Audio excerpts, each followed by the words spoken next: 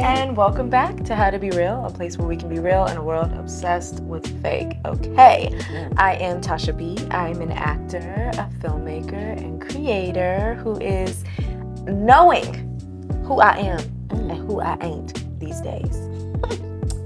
And that's a blessing. That is the blessing. Knowing and reminding myself. Okay. And I'm Tay. I'm a creative producer, lover of all things wellness, and your favorite local yogi. Mm-hmm. And once we get that out of the way, I say, how you doing, Tay? I am doing really well. I feel like we just were talking about just feel so good in this moment, you know? And I do. I feel really, really nice. We got some lovely AC popping off right now. Okay. You know, the weather in Sacramento has been beautiful. I know, the breeze, that Delta breeze. I know. And it's like, I saw the other day, like, the one rule about Good Weather Club is we don't talk about the good weather. We got to keep it, don't say nothing or else, you know, really? The hot will come out. I feel the opposite. Like, okay. When the weather's good, I feel like I bring it up to everybody. I'm always like, it's such a nice day. Oh my God, I know. I feel like I was on a meeting with somebody who wasn't in Sacramento, and I was like, it's such a nice day today. And they were like, oh. Is it? Is it? I was like, oh, well, where I'm at. Sorry, I don't know. I forgot. We're not in the same city. You're like, yeah. My area is nice. My area is hot as hell. And you're like, oh, sorry. It's like, real my nice. Husband. I have a husband. You don't have a husband. It's hot over there. It's 82 and breezy over here. But you guys are, it's 100 degrees over there. Darn. Sorry. But how are you doing, Tosh? I'm doing good. I'm doing pretty good. I have a squash forming on my squash plant. Squasha is her name. Oh, baby Squasha. And finally a squash. Lots of flowers. And I was like, when are we going to get a squash? And we have one. So I'm doing something right. Yay. Yes. Yes. We love a gardening win. Yeah. You know? Yeah. I'm loving that. And also, I've been loving the weather. I went on a walk yesterday. It was really nice. It was it felt really good outside. Like, you know, when you're just walking and the air's hitting you. It's like, it feels good out here. Dang. Yes. It's like the perfect balance of cooling me off, but also keeping me warm. It's real nice. Absolutely. It's been nice. Ooh, I love that. Yeah. That'll bring us to our shout out. Shout out. Pick Layla Edwards. We want to shout you out. She has made history as the first Black woman to play on the U.S. women's hockey team. First of all, who knew that they had a women's U.S. hockey team? Not me. I didn't know that the women. I didn't know we had our own hockey team. I think that's dope. And first Black woman to play on the hockey team. That's amazing. Really dope. Yes. So shouts out to you, Layla. That's dope. I know. Keep doing it. Keep doing it, girl. Go ahead, hit that puck. Hit that puck. Hit that black puck across that white ice. Into the goal. Into the goal. Score. Oh my God, I love that. So our three realist cliches. Last episode we mentioned some cliches and how we both kind of, when we're randomly talking, we'll just say one. You know, there's a cliche for every scenario, and so we just wanted to really highlight our favorite three. Real wealth of cliches. Right. It was hard for me to pick three. I don't know. Same. So hard. I was like, okay, yes, no, yeah, no. I kept like replacing them with other ones, but I feel like I think when I say them, you're going to be like, I do hear you say this. Yeah. Like, you know? So I can kick us off. Please do. So the first one I have is a broken clock is right 2 times a day. Oh my God, yeah, you be saying that all the time. But it's so true. Even that broken clock. Even that broken right clock. 2 times a day. You know? I love it because it's like it really gives, it's like it's a little shady, but it also is giving the person who's that broken clock a little bit of like, okay, you're not always wrong. You could be right every now and again. You ain't with that one. Mm-hmm. But we'll give you that one. We will give you that one. That was your one. And that's all you get. Hopefully you have a 2. Hopefully. We'll see. And that's also a way to be like, you know, if you're a person who says something and that's the overwhelming response, like, wow, broken clock. Can't believe I agree with this person. Yeah. I feel like that's like a really good marker of like, maybe I'm onto something. Maybe I'm onto something. You know? Maybe I'm on the right track. Maybe I've turned a leaf. You know? I'm not gonna lie. Let me lean this way. If I said something and someone was like, hey, look, a broken clock is right. I'd be like, oh, you gotta be so fucked up. Broken clock? Watch your mouth. Okay, so what's going on? Watch your mouth. What was said? Right. What was said? Who broke? No. Right, exactly. Because not me. Okay. My second one is if you stay ready, You ain't gotta get ready. That's a good Okay. I love that one because it's like, it's always, not only is it a good one to share with others, like when they're like in like a moment of transition or like trying Girl, to I need prepare to for hear something. that right now. Yeah. So thank you. Yes. Yes. Because it really is like, okay, if I can, I know, and I say it to myself often because it's like, so many times I feel like we're working towards an opportunity or wanting some next big moment to happen. And it's like, oh, I wish I could just have that moment right now. And it's like, girl, but if the moment was right here, would you really be ready for it? know. Would you be able to handle it? Would you be able to, like, would you know what to do with it? And it's like, you know what? That's a good point. Let me continue to prepare mentally, physically for that big moment. So that when it comes, it ain't a whole like, oh shit, now I gotta grab my keys and my purse. I gotta change out the old purse, get the new purse. Okay. It's like, no, you stepping into it. You got to be sitting there like that New York meme. With sunglasses on the bed. Like, yeah, I'm Been ready. Been ready. I'm waiting ready. for you at the door. Okay, I don't have to get ready. No. I've been ready. Thank you. Been that. Love it. And my last one, which I was going so back and forth, but my last one is all skinfolk ain't kinfolk. Oof. Very relevant today. Very relevant. Always. Yeah, yeah. And I think that it's just such a good one to remember that just because you have something in common with someone or, you know, you maybe connect real deeply on a certain thing, that doesn't mean that they're on your side. Yeah. That does not mean that we are, you know, locked in. Just because you got one thing in common don't mean you got everything in common. And don't mean you can trust everybody. Like, just, it's all those things that just have you, it's a reminder, a really special reminder, be like, all right now. I still have to put a little grain of salt on the back burner. Okay. You know? I heard that. You know, I feel like grain of salt too is one of them too. Yeah. But Take it with a grain of salt. with a grain of salt. Walking through life like that these days. All right. But I'm so interested to know what your 3 are. Yeah. Okay, so my first one, and I've been saying this a lot, a hit dog will holler. It'll holler, honey. You know, and this is like the black or southern version of if the shoe fits. You know what I mean? That's basically essentially what it means. Like, if you hit that dog, it's going, ain't no dog. If that didn't hit. Okay. So what you just said applies to that person, and that's why they're mad. That's a good one. That type of, it tells you a lot. I feel like for me, it's like whenever you see somebody real reacting over something, but claiming it has nothing to do with that, but that is the reason why I'm mad. Okay. Huh. That's interesting. Or hella trying to be extra defensive and stuff. Or like those people who are just like insisting to you for no reason. No one asked them, but they're insisting to you that LGBTQ people are sinning somehow and they're wrong somehow. Why is this your fight? Right? Why? What's going on? Why is this all you're thinking about and all you can talk about? Because that is Telling telling. you feel like this is your fight, but it's really an internal, you know what I mean? Like you're taking your internal fight and externalizing it. Absolutely. It's your problem, boo. It's not yours. theirs. Hold it. Face Yikes. it. Yikes. You're hollering in front of everybody. Calm down. Will holler is also very similar to a broken clock, to where it's like it can be an insult. You know, it can definitely be a little shady. Yeah, which I love. Definitely some shade there. You like, know. Okay. All right. Another one that I like is the grass ain't greener on the other side. It's green where you water it. Right where you are, honey. And where you water it, for me, it's like very much like, what are you putting into this space that you are? And how can you make it better instead of trying to go on to a greener pasture? Now, that's not to say sometimes you don't have to move on. Sometimes you do have to move on. Right. But sometimes, like you said, part of getting ready is watering where you are to help you get to where, you know what I mean, where you need to go. Yes. So, discernment.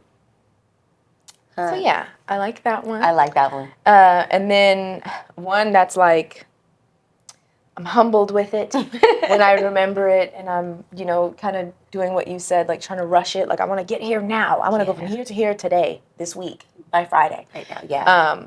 Good things take time.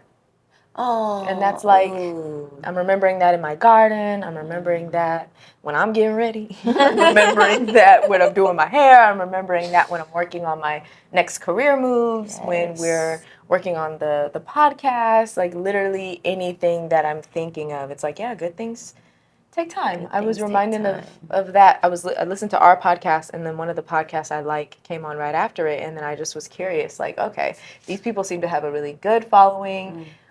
You know, how many episodes, I wonder, have they done? Like, we're on episode 46 right now, and they had 243 episodes. And I was like, okay.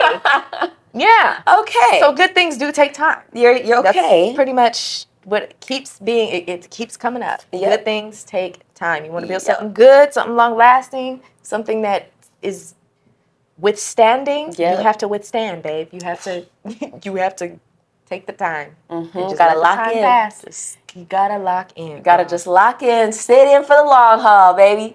Yeah, that is. I also needed to hear that as well. Good things take time. Always trying to rush onto some. Sit. Just sit down. Just take your time. Take your time. Understand that you're doing what you need to do to stay ready, so that when the time comes, you ain't gotta get ready. Okay. And you'll be ready. Yes. Thank you to the Clichés. And a good one that actually inspired our weekly reel is, you don't know what you're doing until you stop doing it.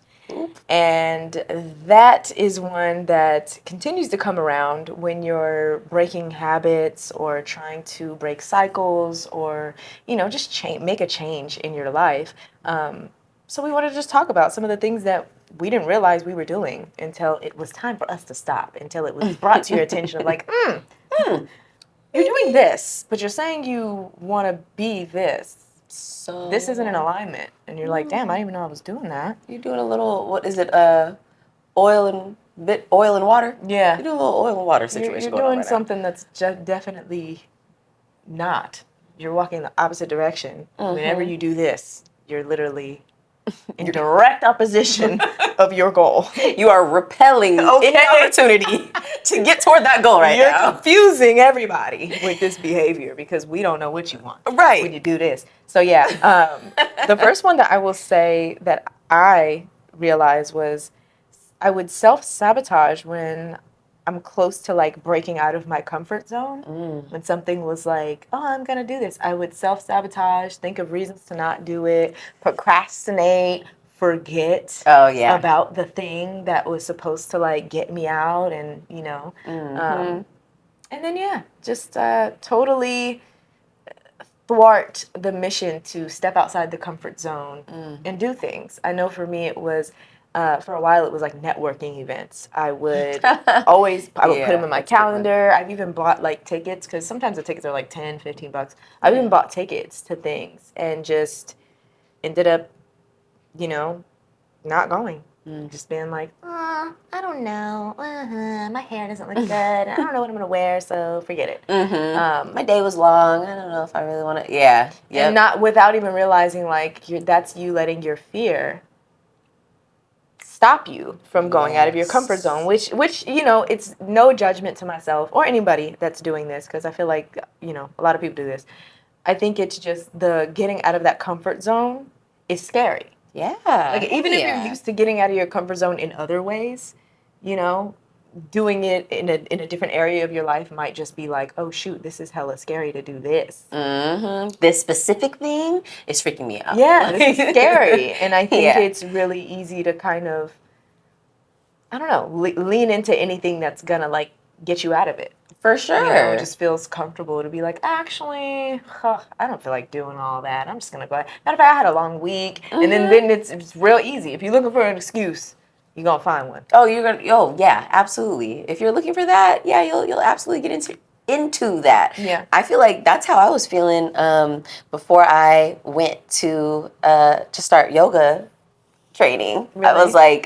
I was like, well, the only thing I was like, I think I already paid. So it was like, And that's not have that's not $15. No, it's not. It's a lot. It's right. I was like, I already paid. Just do this. Yeah. You know what I mean? Just do it. And I was thinking like, well, I'm gonna be going to Portugal in the middle of training. Like, maybe I should just not, and maybe I should just wait for longer. Excuses. You was looking. Right. I'm like, I don't even know if I want to teach for real. I think I should just, you know what I mean? All these things. So I absolutely get it. Where you're like, it's not that I don't think I can do it. It's just like that inner critic that you talk about often. Like that inner critic is just in there like, I don't think this is your thing. I'm not feeling it. I'm not feeling it. And really what that is the fear. It's right? the fear. I feel like when we talk about the inner critic, it is like the inner critic does have information for you. Is it good information? Is it bad information? I don't think, I try not to like label it, but it is information. It can tell you and help you decide like, okay, is this fear talking? Or is this something that I really just don't align with? Because sometimes it's that. Sometimes it's like, girl, this ain't you. You know what I mean? And sometimes that's it. But a lot of the times, that inner critic is scared. They don't want you to be embarrassed. They don't want you to waste your time, your money, whatever it is. And it just becomes, you know, a way to kind of protect you from that is to kind of come up with these excuses and be like, well, girl, are you sure? Do you even want to do this? Like, what are you even going to get out of it? What's the point? You know, and just kind of make the thing that felt like it was going to be transformative now feel like it's kind of an inconvenience, right? But really, getting out of your comfort zone, that's how it's supposed to feel. It's supposed to feel inconvenient and uncomfortable and a little scary, you know, definitely not like life or death scary, but right. You know, but sometimes it does get like I've been, you know, about to go on stage, and I feel like that kind of starts to feel your body can vibrate, and you can just feel like, oh my God, this feels almost like I don't want to do this. Fight or flight. You know what I mean? Like you almost feel like I don't know if I want to do this, but then you go out and you're like, wow, I'm so glad I did that. Like that was awesome. So sometimes I feel like a lot of times, actually, the fear is worse than doing the thing. It is. It really fucking is, bro. It really fucking is. Feeling the fear is so much worse than actually doing the thing. It's like the fear and the anxiety. Yes. I feel like the anxiety damn near be worse. Yes. Like the fear is like, and then it just feeds the anxiety. And the anxiety is like, it's always like the minute before you're about to do the thing. And it's like, oh, I'm about to go. You're like walking up to the ledge and like, literally shaking. This is the most like crazy thing. But once you jump off, you're just like free falling. It's like, oh, this isn't that bad. This isn't that bad. It really isn't that bad. I can do this again. Right. Like, I don't know. But then, you know, it's just the moments leading up to is what usually gets us feeling like, and then that's the moment. And I feel like identifying that for me was a really good way to kind of check the self-sabotaging of like, if I find myself putting something off, if I find myself looking for excuses, then it's a way to like pause and be like, okay, so am I doing this because this is scary and, you know, a new scary thing that I haven't done that's outside my comfort zone, or do I not care about this thing? Because, you know, this is behavior of someone either or, you know, who either doesn't care or is just scared. So, you know, just kind of having those check-ins with yourself, with myself, to be like, okay, girl, I don't think this is something you want to do, or I think this is something you're afraid of. And it's a big step, and I think you're right, and kind of validate the fear, but do it anyway. Do it scared. Yeah, do it scared. And for me, the more comfortable I get with fear and the understanding of like, without fear, there isn't bravery. Like, you can't be brave unless you feel some fear. Ooh. You have to do, you know what I mean? Absolutely. That's where the bravery kicks in. Yes. So, like, yeah, you have this fear, but you're a brave person.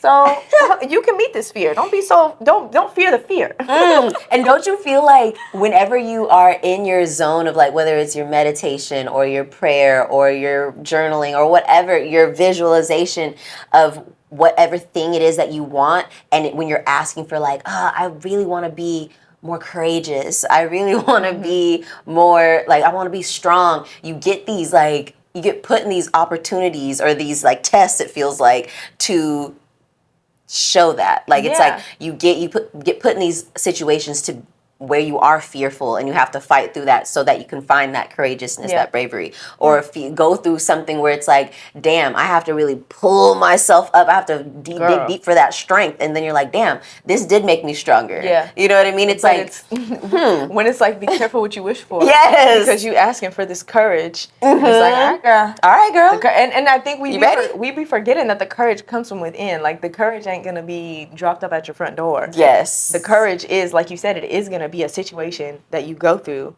that you dig deep, and you find the courage. And you conjure it up, and now you have it. Yep.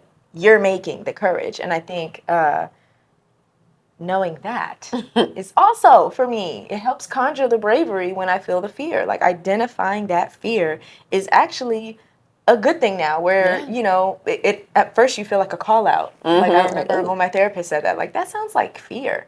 Like, I don't know about fear. Right. I mean, it does. It is. Okay. I'm not no scary girl. Calm down. So. I'm scared of being labeled fear, or even a fear of fear. You know what I mean? Right, Where it's yes. like, I don't want to say fear. That sounds strong. But it's like also fear like, inception. Yeah, that's like weird. Multiplying fear. But yeah, for me, it is very much like, okay, yeah, we got the fear. Okay, cool. Fear. What are you trying to tell me, fear? Because I feel the fear. Let's hear it. And you know, it helps to identify that, and then know that, like, okay, I know when I'm feeling this fear and it's something that I care about, it's something that I want to keep walking towards, that I need to conjure this bravery, and just have that in mind of like, okay, it's time to be brave, because this is something that was scaring us. Yeah. Now it's time to put that brave hat on and do it up. Because honestly, when you go through those things, it actually, like, it helps you to grow. That's how you grow. Like, growth is not comfortable. It's not. It doesn't typically feel amazing. There is fear involved in it. Like, yeah, that's like. But what's something that you didn't know what you were doing until it was time to stop? Ooh, okay. I don't even know which one I want to start with. I know. I have a few more too. All right, I'm going for it. This is recent, so I'm kind of girl. Give it to us. Opening my heart up a little bit. Give us the exclusive. The exclusive. Something that I didn't know I was doing until I stopped doing it was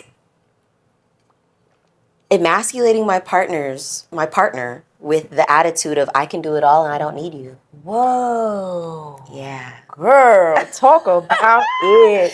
Woo! Yeah. So I mentioned, I want some shoes or something like that. And like him being like, oh, okay, cool. And I'm literally seeing him write it down, oh, these shoes or whatever.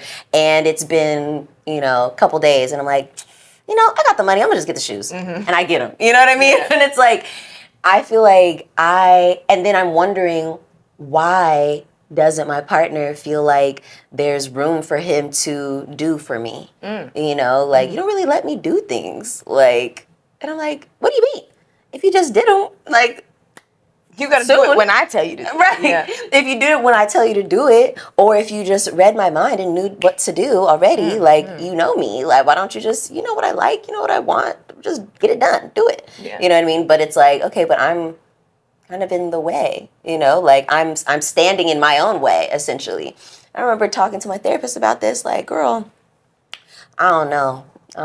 He not really showing up the way I need him to show up, and woo. And she's like, girl, based off of all the things that we've talked about for the, years that I've known you, it sounds like you're kind of standing in the way of him doing. It sounds like you don't really trust him to get it done. And by doing so, you're not allowing him to really be a man for you. Yeah. I was like, oh.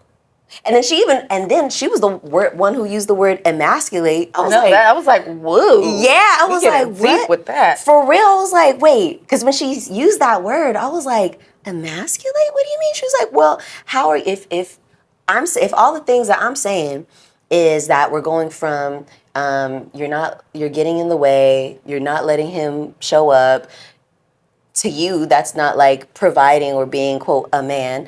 And when he tries to share that with you, you're like, well, then do it. That all together is like you're stripping him of being a man in your house. Like, and it feels like a man in your house. It's not what you're building together.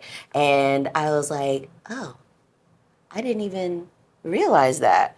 And she was like, just like take a step back, observe. Instead of doing, moving, shaking all the freaking time, just sit back and observe. Maybe if you want to ask something, put it out there, and instead of doing it immediately, give it a couple, like 3 days. I was like, 3 days? Girl. It's like, give it 3 days and just see what happens. And don't say anything, but just see what happens. And sure enough, shit would get done. Yeah. And I was like, oh. And sure enough, the more space that I would allow for him to have, the more things that would be like the things that I thought like, oh, read my mind. You know what I mean?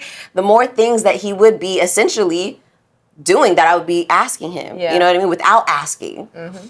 And I'm like, oh my God, okay. So, and the more I would look at him like, ooh, that's a sexy manly move, you know? And I was like, oh my God, I was acting like that. I was doing that. I was taking up that space. I was taking up that space.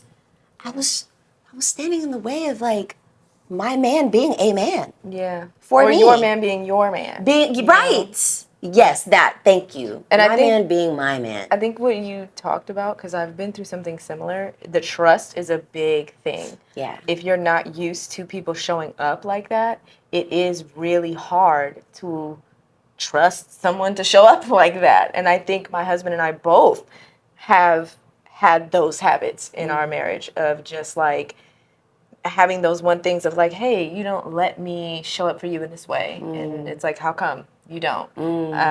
So yeah, I can absolutely both understand the perspective that you had in that and also the perspective that I'm sure Rod did, because I feel like I've been both people and so has my husband. Like he's also been the one like, why don't you let me?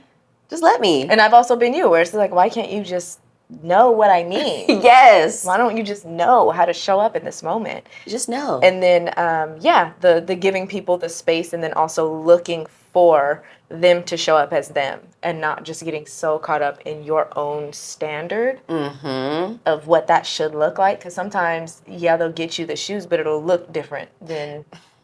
You know what I mean? Like it'll look a little different. It'll be like they bought themselves some shoes too, and now they, y'all both got shoes. Yeah. You know what I mean? Or sometimes it looks like, hey, I wanted to make it a date, and now we're going to the store. I've seen they have them at the Galleria. Let's go out there shopping. You know what I mean? So it's gonna show up a different way, and expecting it to just be like in the moment at this time they went ahead and ordered them and they're on the way, which is maybe what you had in mind.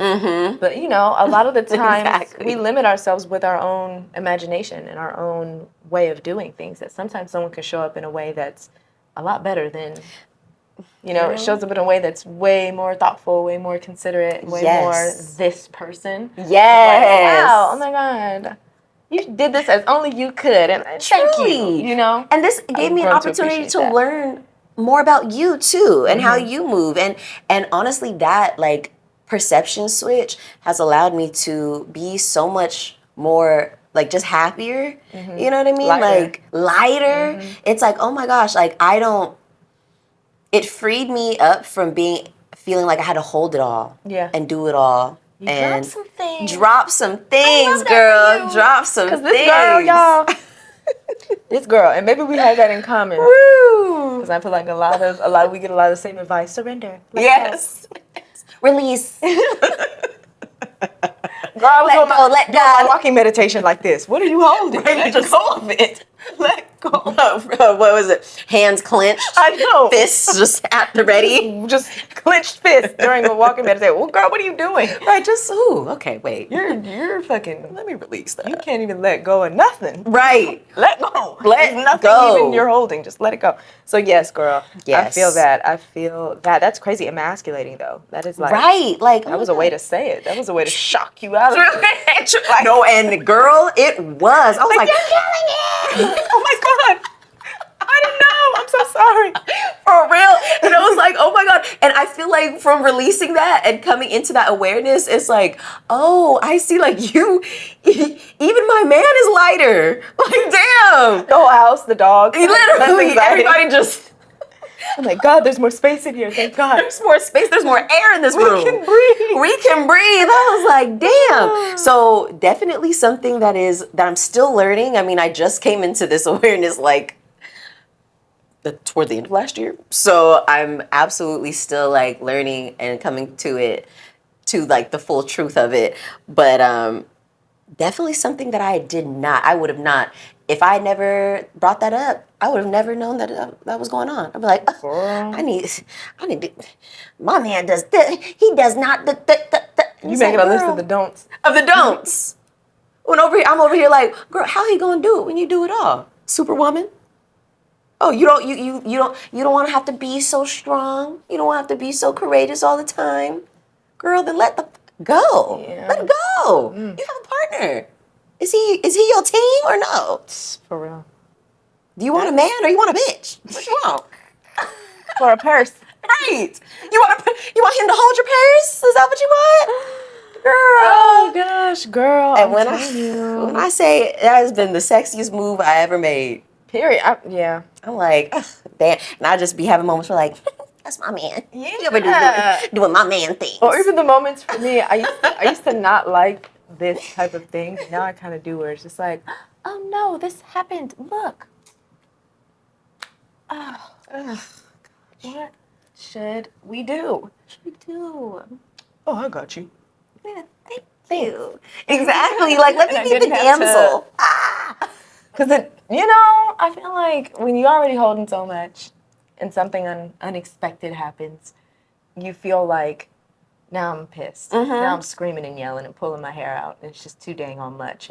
But if I just exclaim, oh no! Here comes somebody. What happened? What happened? This. And now I don't know what to do. Damn it. Oh.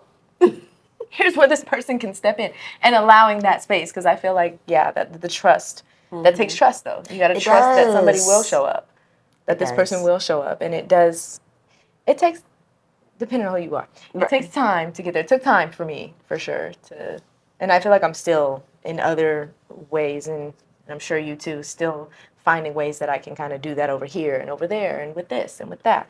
So, yeah, I feel like for me, a big one is like prioritizing other people's needs and how they'll feel about stuff over what's the best like decision or choice for me.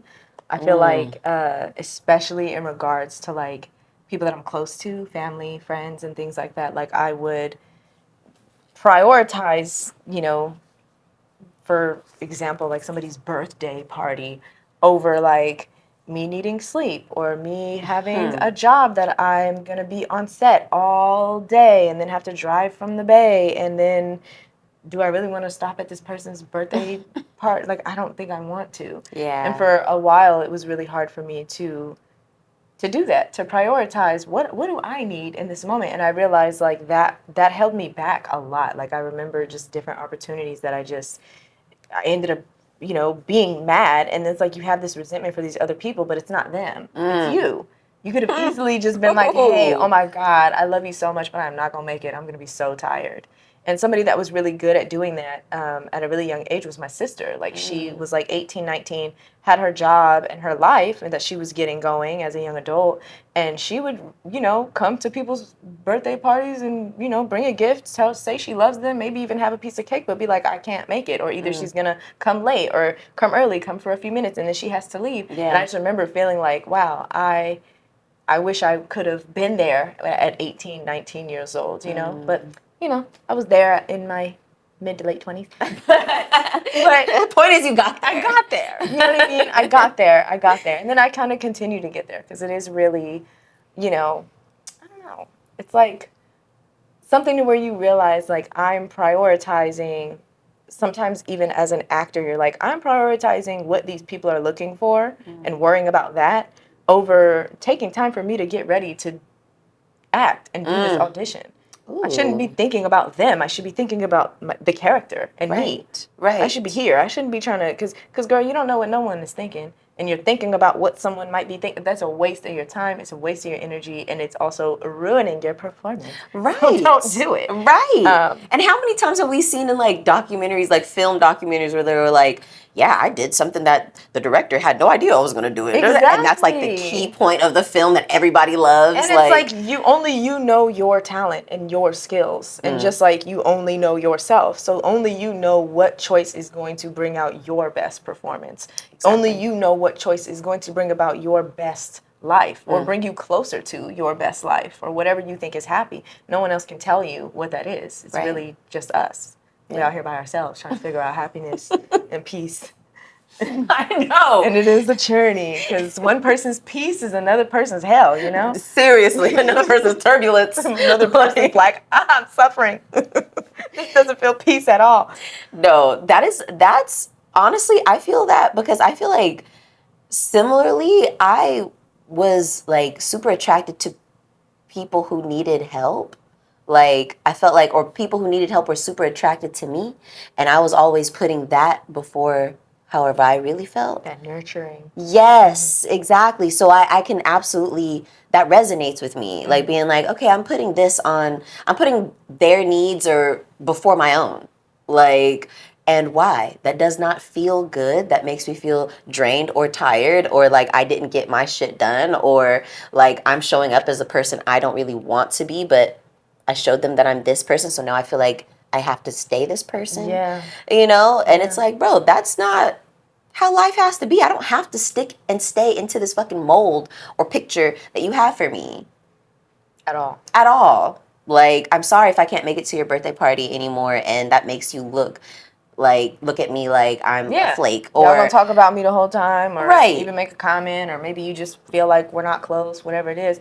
But like I can't control that. What I can control is me and my life. And at the end of the day, this is my life. This is my life. That's the thing. You get to the point where you're like, man, how come I hated this day? It didn't do shit for me. Like, what do you mean? That's why. I was totally uncomfortable. I wore an outfit that I didn't really like, but I thought would be a good idea for the thing because so-and-so was wearing X. And it's just like all of this stuff. For me, it's like my worst days are when I've externalized so damn much, which brings me to another one is like seeking and relying on external validation instead of validating myself. Like I used to go through life thinking like, okay, if I want to be an actor, people need to see me as an actor. If I'm going to be, you know, this badass, people need to know, people need to see I'm a badass. And if they don't, then I'm not. Yes. And that was my marker for it. Like if you don't see me as an actor, then I'm not an actor. If you don't see me as an artist, then I'm not an artist. If you don't see me as beautiful, then I'm not beautiful. And it's like I need that to be externally shown to me, not just me showing up knowing who the hell I am. Like I said at the beginning of this episode. Yes. I know who I is and I know who I ain't. I know who I is, I know who I ain't. Regardless of what anybody has to say, I know me. And I don't need you to know. I don't need you to understand. I need to know, and I need to understand. I need to overstand. Yes. And that's so important too, especially I feel like in like the line of work that you're in. And also I feel like, girl, you know, I agree with this. I feel this on a visceral level, what you're talking about.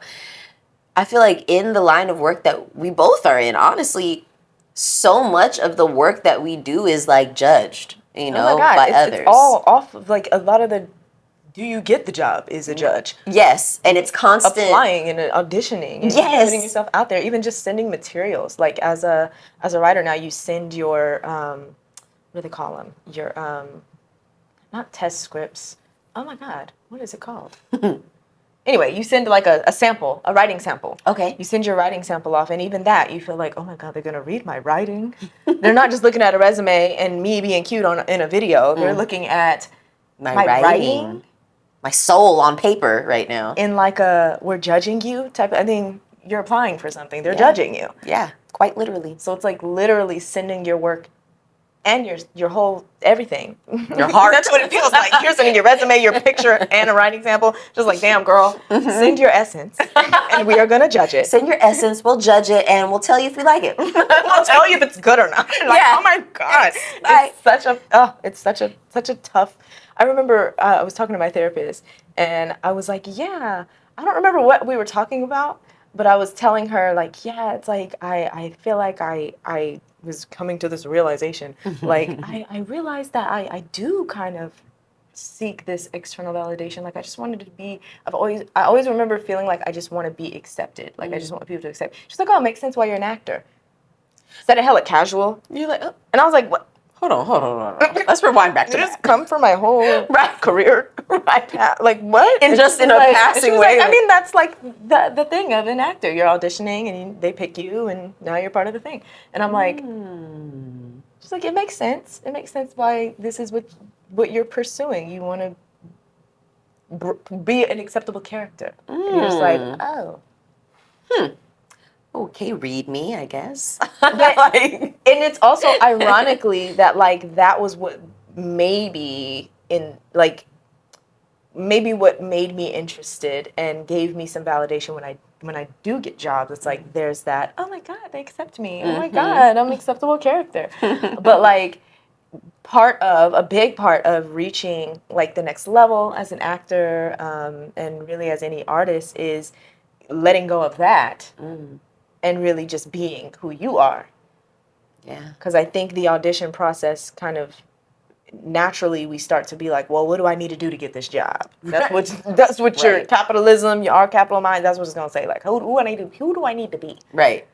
Tell me what are y'all looking for? Let me be that so I can get this job. But a lot of the time what gets people the job, like what you were saying, is I showed up as myself. I did this. I made choices. It's very specific to me and the way my brain works and my unique kind of experience and outlook on life. And I brought that to the character and thought it needed a little bit of this. I snapped my finger. You know, I added something to it. And that is really what they're looking for. You know what I mean? Because a lot of I've been to so many casting workshops and all the things. And they say, like, even if your choice is, like, not necessarily the right choice for this character, we could easily tell you, okay, don't snap your finger this time. And that's fine. But if you bring your full self to the scene and your full talent and really come to life in the audition, like, it's real easy for us to see what you got. Yeah, exactly. So that then we can just direct it. Yes. There's going to be a director. It's easier to see more and like shave it down than to see less and make it grow. And have to guess and have to fill in gaps. Like, they don't want to have to do that. Exactly. That's not their job. Right. And I feel like in the line of work that I'm in, we're constantly sending out, like, it feels similar because I'm like constantly sending out like proposals and things like that, and they'll tell you like, thanks but no, thanks but no, thanks but no. And it's like, you do, like, if you're going to be in that type of work, that type of line of work where you're constantly having to put yourself out there and like essentially be rejected, I mean, you know? Yeah. It is important to get to a point where you're like, okay, I'm not weighing my incredible talent on what this one person thinks or these 5 or 10 people think. Like, I know I deliver. I know who I am in this, and this external validation is not going to make or break me. Yeah. Does it feel great? Absolutely. But am I still the man? 1000%. Exactly. You know what Do I mean? I know what I'm doing? Am I talented? All of these questions I can answer. I don't need anyone to answer those questions. Am I right for this particular role? That's the only answer you have for me. And if it's a no, then okay, we're going on to the next thing. And what's the next thing? What's going on? So I think, like you said, it's really important to, if you are putting yourself out there in any way, whether it's your career or your personal life, whatever, to get used to that. Like, you know, and I would even go as far as to say it's not so much rejection as it is just kind of redirection. For me, I'm like, okay, not this time. Okay, not over here. Not with them. But as an actor, it's like I've been, you know, what felt like rejected by a certain project, and then they've circled back and been like, actually, we really like you. It's just like, y'all wanted to spin the block on me. Exactly. And it's easy to kind of take shit personal and be like, y'all didn't like me. But it's like, on the real, we don't know why they're passing. We have no idea. True. Maybe they brought it to someone else and was like, oh my God, look at this. Yeah. And somebody else was like, well, we have my cousin, and my cousin really wants this opportunity. You know, so it's like, there's so many reasons why it's not right now and not this time. But at the end of the day, what's for you is for you. What's for you is for you. It'll find you. And that validation should come from, you, baby. Should come from within. At least come from you first. I'm sure we all have fans You know, I have people that I could call and be like, oh my God, I'm feeling like this is terrible. And they will be like, girl, no. I've read your stuff. It's good shit. Keep going. I like what you're doing. You know, there are people that'll build us pump up. you up. You know, we all got those people. But even they can't be the source of our validation. Yes. The source has to be us. And yes. So that's I had to let go of that. And I mean, I feel like that's something that I also have to keep letting go. Because for me, it's easy to say when it's strangers, right? But it's harder to say when somebody you love or somebody you respect, somebody you know, someone that knows you says something that you're like, that is not who I am at all. And you get that urge to defend. Like, even if it's like your partner, you know, my husband has said things where it's like, what? You see me this way? And now I feel like I have to change your whole mind and recalibrate your lenses so that you see me a certain way. Yes. And then I drive myself insane and piss myself off trying to do that because I'm not in charge of anybody else's brain. Oh. Hello. And that's always going to piss me off. It's like, you're like, I just want to get in there and tweak it real quick. At least when it comes to me. Just you know move that eyeball out the way. Let me just get in there. I need you to see me. What the hell? What are you looking at? Let me fix this for you. Let me fix this. You know, for me, it's getting back when I find myself getting riled up about that. Like, why can't you just see me as I am? We've been here forever. Like, what? You know me. How do you not know this? And it gets really upsetting. But then you get to the point, or I get to the point where I'm like, okay, but do you really need this person to see this in order for you to know that this is who you are? Right. Why are we so upset? Why are we so upset? Why do I need this from you? Don't you see this in yourself? Yes. Okay, then girl, that's good enough. Maybe he's just upset right now and he's just saying stuff because he's upset. Maybe he's or maybe y'all need to have a conversation. Either way, it shouldn't be this upsetting. Like, you know what I mean? It could be upsetting, not invalidating my feelings. But, like, it shouldn't be like, I shouldn't be questioning who I am and if this is really a quality I possess. Right. I know my qualities. I know my qualities. I know who I am. It might have ticked me off a little bit. Okay, that might have really just blew me, but okay. Okay. I know who I'm at. Who I'm at. I know who I'm in. I know who I'm in. And I know who I am. Okay, one of the last ones that I'll share from something that I didn't know I was doing until I stopped doing it is running from confrontation in my family relationships. Ooh, girl, talk about that. My God, this could be a whole podcast. I know. I know. I think I'm learning dynamics. Yeah, I'm learning the difference between like running from confrontation, like totally just like, I can't, I don't want to do it, and choosing peace. You know, I feel like I'm learning that there is a difference. Yeah. And like how you were just mentioning about strangers and not caring what they think. I'm like, yeah, when it comes to somebody don't really know like that. Right. Conversations, whatever. All right, yeah, let's do it. Let's talk. I'm upset. I'm disgruntled. Okay. Like I can air you out. But when it comes to people who I love specifically, like in my family, it is really difficult. Like, I'm like, I would rather just not talk to you at all than try to, like, than have this confrontational moment. So, like, I'd rather us just stay distanced and wonder what happened, like, than have a confrontational moment with some of my family members. And honestly, like, to be so real, I think that I've gotten to a point where I know that I'm doing it, but I don't think I've gotten to the point where that behavior has actually changed yet. You know what I mean? So I guess this one is kind of like on the cuff of our topic today.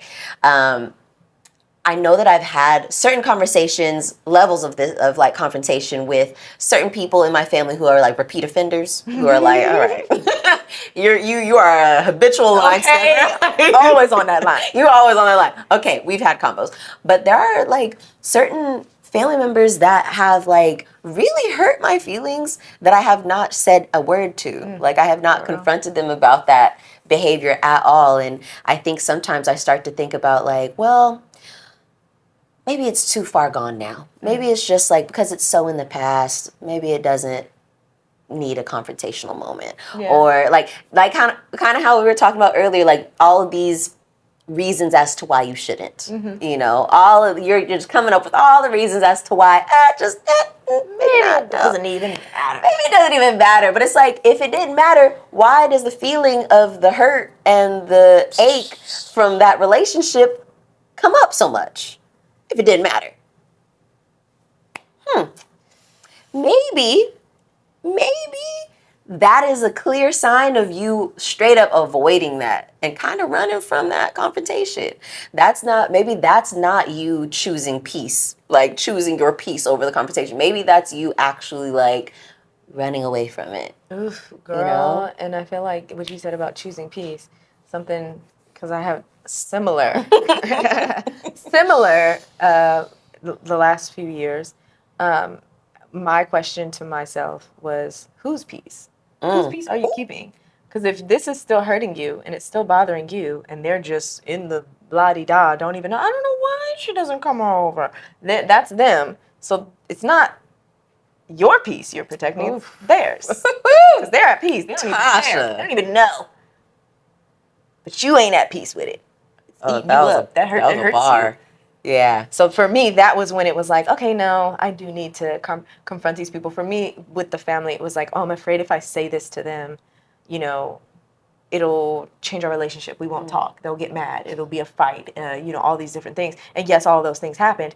But I finally had that peace of like, I said this to you. And then it also just doesn't feel fair to have, or at least for me, didn't feel fair to like have these things and feelings about this person and not even give them the chance. You know what I mean? Because we don't know how these conversations are going to go. Sometimes, you know, you have a conversation with a family member like that and they're like, oh my God, I had no idea. I'm so sorry.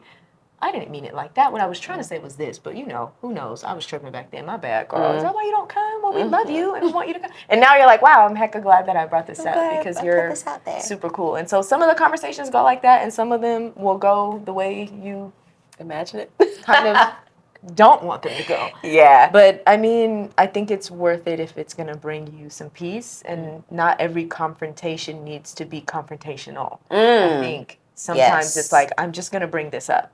Yeah. And if it's not received well, then I can leave, we can change the subject, we can say, hey, yeah, this is why I haven't really brought it up because I have stuff like this, but we don't have to talk about it. Whatever it is, we just have to cross that bridge when we get to it. You know what I mean? True. So true. And I think also, too, I think it's like what I love about what you mentioned, what you just shared, that bar that you just dropped on us about like, okay, look, whose peace are you protecting? Whose peace? It's like, you're right. If I'm to say something in like, if I'm going to approach this confrontation and it goes however it goes, let's say it does blow up or I get emotional or whatever, it's like, well, now you know me. Now you know me. Yeah, now you know me. Now you know me. And this whole time I feel like you haven't. And so I haven't felt comfortable sharing that with you. And if it does end up to where we don't talk or there's more distance between us, then hey, at least it's coming from a place of like authenticity. Yeah. You know what I mean? Like we're doing this because you know who I am now. Yeah. And like you don't fuck with that or you can't take seeing that because of what I shared with you. So at least now it's like you said, you have that piece of like, ooh, okay, at least I got to show my real self. And it's off of me now. And it's off as of well, me now. Because a lot of the times, and this person can pick it up, set it down, do whatever they want to do with it. I don't care. Yeah. My you know, the goal isn't to give it to someone else. The goal is to set it the hell down. Like, Tasha, I don't want to hold this no more. Oh my God. Yes. Yes. Get it up off you. Get it up off. The goal is not to pass it off. It is to set it down. Because I think for me, my pettiness is like, yeah, I'm going to throw this at this person. This is theirs. They need to hold this. And it's like, no, I don't think anyone really needs to hold this. We just need to set it down. I think I just need to plop it on the ground. Oh, honey. Drop it. We need to make that a shirt. Pack light, baby. Pack lights. Woo! Okay, well, that'll wrap a bow on what I had to say. I'm like, I have to sit on that. That was really lovely. My last one is pretty simple. And this was just like something that literally changed my life in the last few years was I used to be so mean to myself whenever things were already tough. That was when I was like the meanest to myself. I'm like, and I thought that was like motivating, but it really wasn't. It was really like depressing, like really, and it made everything like 10 times harder to, you know, it's like you fall and you want to just pick yourself back up. But instead I'm sitting there insulting myself and pointing out all the reasons why I fell. And it's like, okay, and you're wondering why it's so hard to get up. You're on your own back, kicking yourself.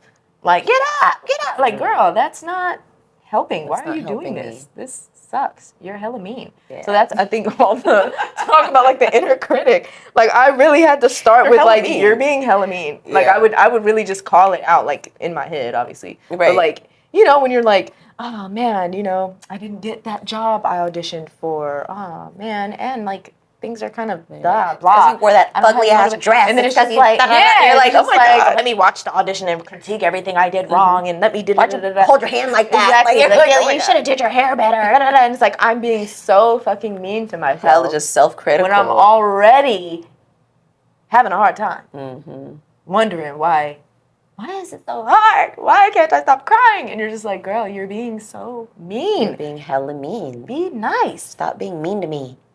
Be nice. Right. Gosh. So that was, for me, that changed my life. That inner critic and just being able to be like, girl, what are you saying? Yeah. Nobody cares. Anyway. And even, for real. Even not, like, not letting the inner critic have, like, the last thought. Ooh. That's it. You know? Where it's like, every thought that comes in that's super critical, I'm going to say a nice thing. Just to, like, combat that. Yeah. It's like, your hair is all over the place. Yeah, but I actually like it like this. I'm going to be honest. Like, I really do. I enjoy it. Yeah. There we go. There we go. And what you going to say to that? Right. And if you don't even, and let's say you agree with your inner critic, like, yeah, I don't like my hair. It's like, but I love having a lot of it. So. Period. You know, you find something there. positive. I'm grateful to have it. Hello. Thank you. Exactly.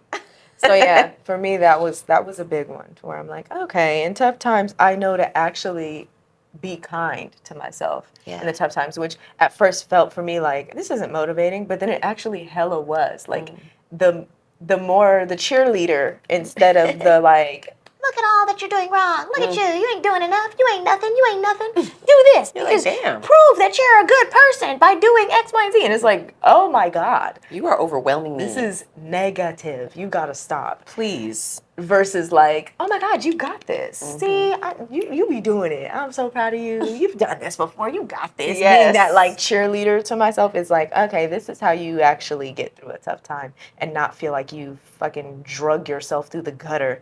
Exactly. You're like, yes, sure, I have an inner critic, but I also have an inner cheer squad. Yeah. Okay? Rooting me on. I have like an inner mom. Yes. Like, oh, sweetie, it's okay. It's okay. Don't worry. Come give me a hug. That wasn't your best picture, but let's look at some cute ones because you have some good ones. You have some good ones. Let's cheer ourselves up. One picture does not make you ugly, sis. Thank you. Matter of fact, let's take some cute ones. Right.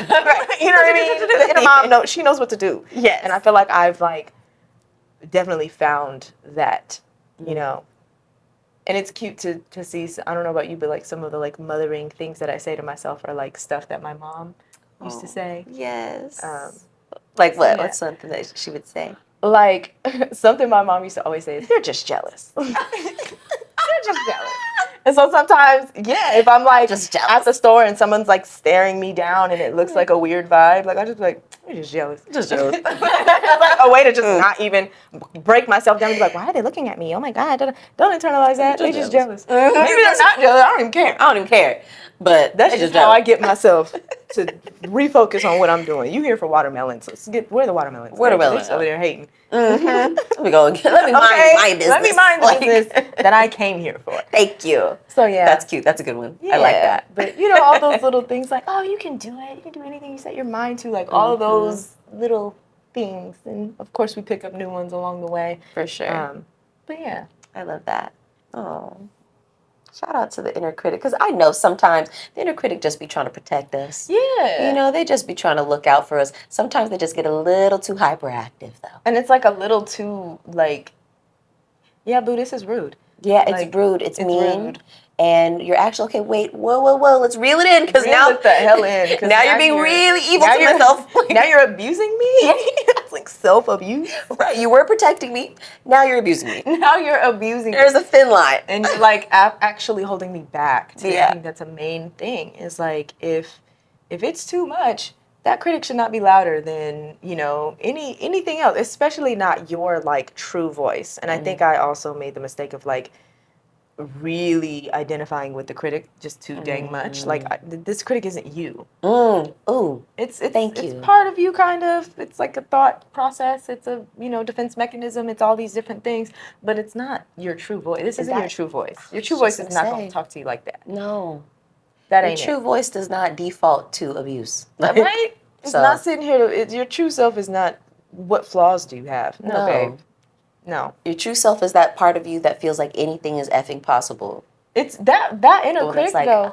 This is so fun. No, for Like- real. That true God energy. Yes. But they say that the inner critic is like, that was a survival, a part of our brain that evolved for survival. And it's like you're supposed to, you look for problems. So if you look, you come back to your little hut and things look askew, your mind is set to okay, what's different here? What's going on? What's not right? Because was someone in here? Right. Is someone in here? Is someone now brain's on like, where's Okay, Waldo? now your brain You're is trying to figure out, solve a problem. You know? Yes. Which, you know, early humans, great. But us today, maybe it's a little much. A little much. It's a little much, and we got to kind of tone it down a little bit. I know. Quiet down, babe. It's crazy, all the things that we realized that we were doing, that we stopped doing, and I'm so curious to know, like, this time next year, this time 5 years from now. Oh, we gotta run this What back next else? year. What else? Because it's always gonna be things that you're like, this was totally holding me back. Mm-hmm. And now I need to stop. I need to release it. I need to be free. So yeah, guys, Yeah. let us know. What are some things that you don't realize? Like, So curious. either you need to stop doing it, or you had to stop doing it. Mm-hmm. Because sometimes it's like you don't realize you need, like realizing you need to stop is the first step. Like, okay, I need to stop doing this. Mm-hmm. And then taking the first step to correction, which, like I was saying, the inner critic, it's like, okay, you thinking mean thoughts. Every mean thought, not combat it, but like give yourself a good one too. Exactly. Every insult, leave a compliment. Yeah. So at the end of the day, you come out even. Right. Exactly. And that's step one. That Yeah. helped me. But yeah. Take that big step. We are going to take a quick break and be right back. Hey y'all, popping in just to let you know, of course, if you do want to get back to us about your take on our weekly reel, or you just want to say hey or send a listener letter, you can do so at heyhowtobereal@gmail.com. And also, we have a newsletter on Substack, so keep a lookout for that. We sure do. Make sure to find us on Instagram and TikTok at howtobereal. Come on over. Make sure you leave a rating, a review, a like, a comment, wherever you are, wherever you're listening right now. We so appreciate you if you've already done so, and we look forward to meeting more of you and hearing from more of you. So thank you so much. Hit us up. Love y'all. Love y'all. And we're back, and we are transitioning to what would you do? Okay, we have a what would you do scenario.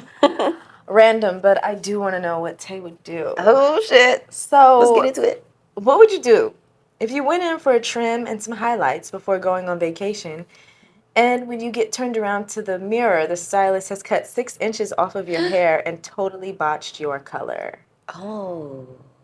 Your vacation is in 2 days. First, I'm crying. First off, I'm gonna cry. 6 inches nuts. and my color's crazy? 6 inches is nuts. I look different. And there's no amount of just wet it and No. And my color's botched.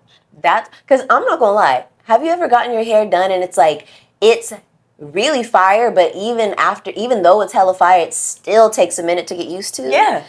So it's like even the fire hairstyle, especially when color's involved, it's gonna take a second. So let it be jump scare effed yourself. up. Literally, let it be effed up. I'm involuntarily crying. Yeah. I'm just gonna be First. like, so what do you think?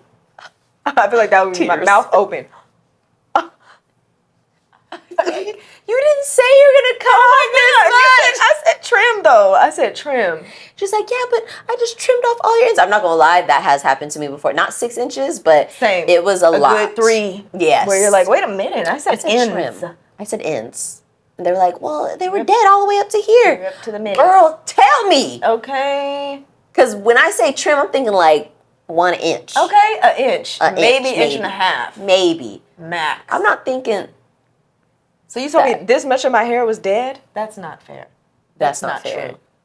Fake news. I don't believe it. You know, in this community, we love us some length. Some inches. We love us some inches. You done cut off 3 of them. And you done cut off 3 It's of like them? 3 years of work. Literally.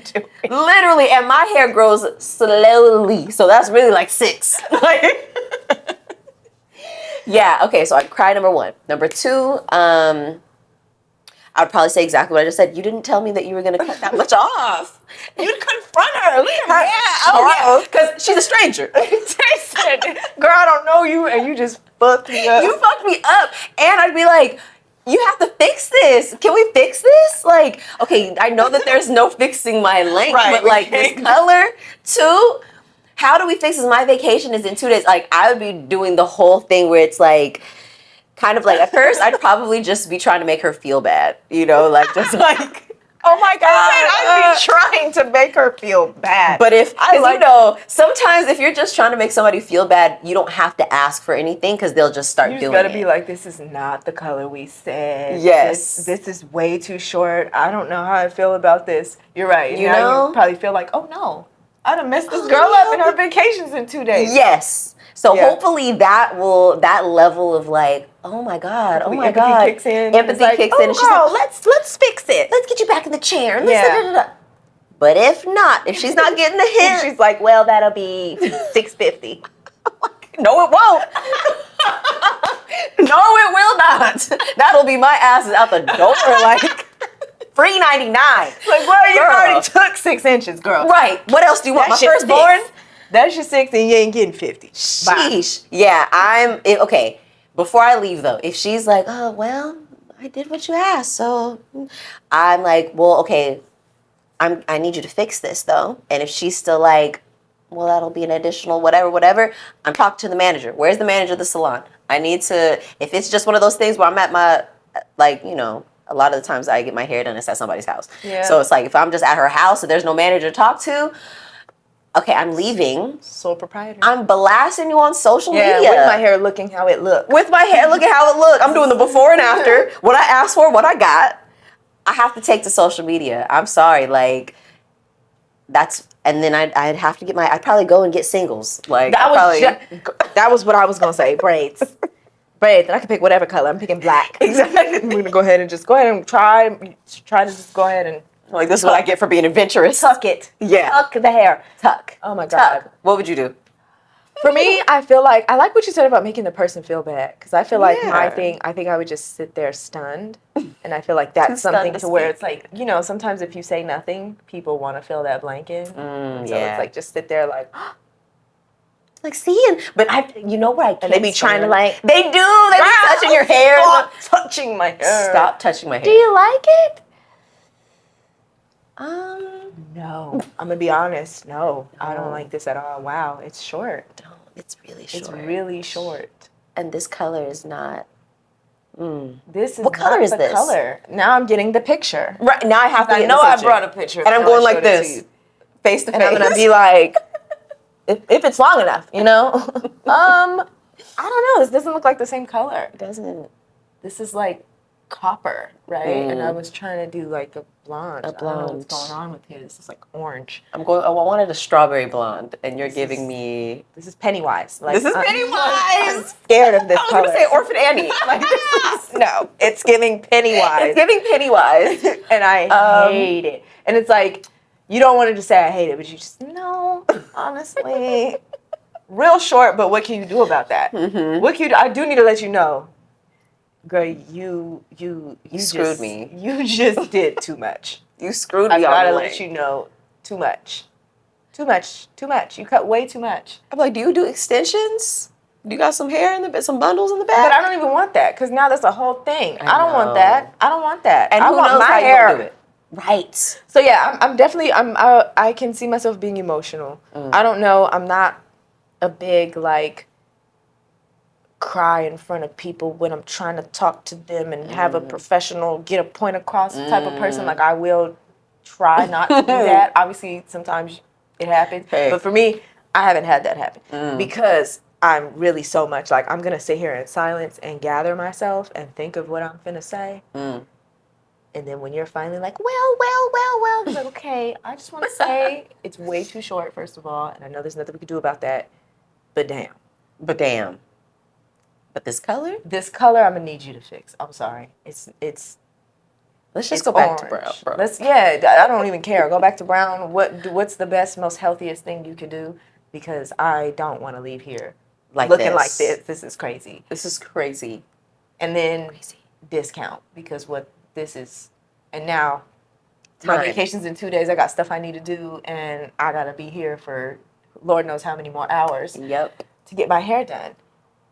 Crazy. And then yeah, same thing to where if it is the person is like, you know, hey, well, there's nothing I can do. You paid for it. I got someone right after you. All the things they say to like rush you out. Then I'm definitely disputing the charge. Oh, I heard that. So I'm gonna pay, but I'm gonna dispute that charge. I'm disputing the charge. I heard that. And then if you take me to Judge Judy, I'm taking plenty of pictures. This was my hair. I asked her to fix it. She said no, so I wasn't finna pay to look like this. This is crazy. Now I gotta take that money that I was gonna pay you and try to pay somebody else. Ooh. And to braid my hair, and I gotta go to a braider. Like I gotta go to a braider. I can't go to somebody. I need to go to someone that can tuck this nasty copper hair into some braids or some faux locks. Yes, faux locks is probably the best. Faux locks is a good one because it's fully wrapped. Because it's wrapped. Yep. So yeah, probably some faux locks to like really hide the hair. Yes. Because man, and you know that's expensive. Coloring and cut is expensive. Faux locks, singles, any kind of thing, especially in a rush job.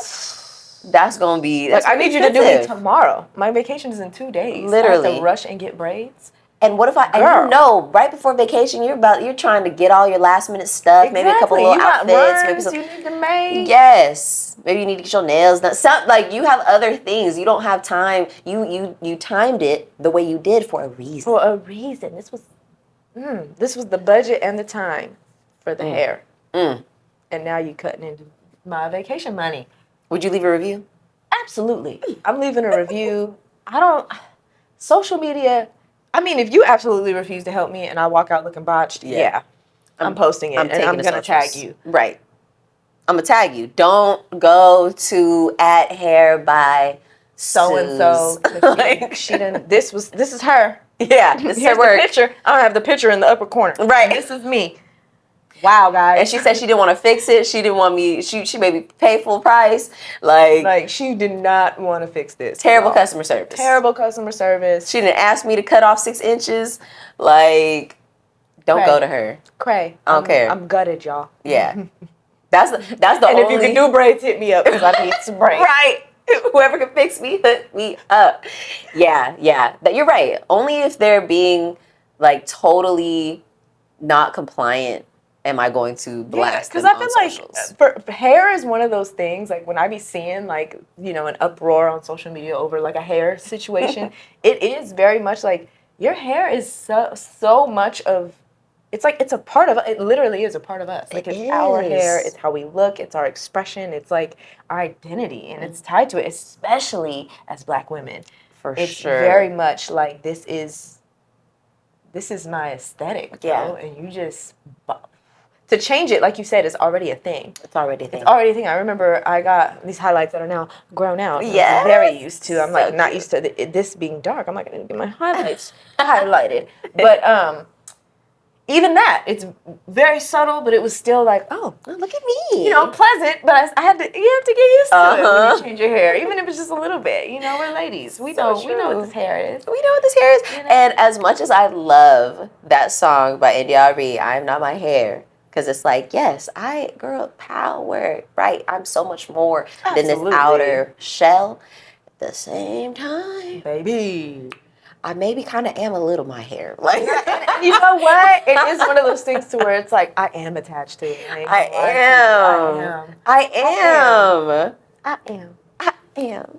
That's why, like, girl, if you got me messed up, I gotta mess you up. Like, what's happening? Something ain't right. And the thing about paying for stuff like that, because wow, one thing to feel like you got botched, another thing to then be told, sorry, you're gonna have to pay me $600, because it's not cheap. Getting your hair colored, getting your hair cut, curly style, all the things. Like, it's hundreds of dollars. So to be told that I need to pay you full price, and then I'm SOL and I gotta figure it out. Girl, honey, you're asking to be dragged online. Absolutely. I'm calling my mom. I'm FaceTiming my best friend, and I'm damn near. We might go live together. I'm damn near gonna submit something to like the Better Business Bureau. Okay, girl. She's doing hair out of her house. Okay, call my congressman on you. Like, she's doing hair out of her house and she's botching the people. And she's botching the people. She chemically killed my hair. Like, ooh, I'm telling. She's a scammer. She's a scammer. What? I'm telling on you. That's what I would do. I'm telling on you. But you know what is easy to do is click and subscribe to us. Okay, that's an easy click. You know, you can find us at howtobereal on Instagram, TikTok, Substack, all the things. You can find me. I'm at justsay_tay. And I am at the Tasha B. Okay, and remember, we are not therapists. We just have them. And with that, stay real.